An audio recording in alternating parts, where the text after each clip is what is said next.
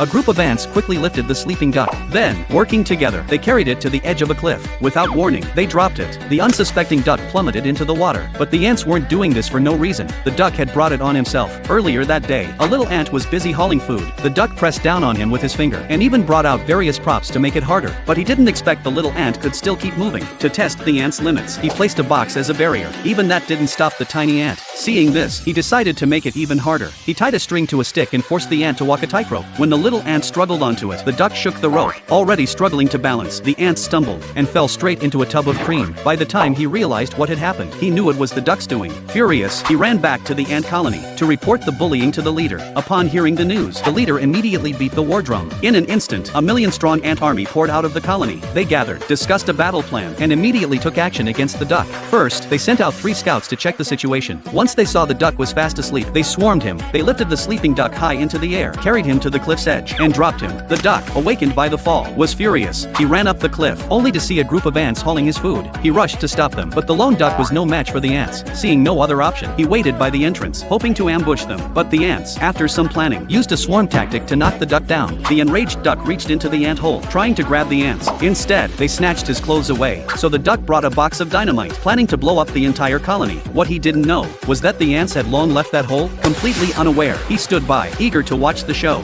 Then, in the next second, a massive explosion shook the ground, and the earth split open instantly.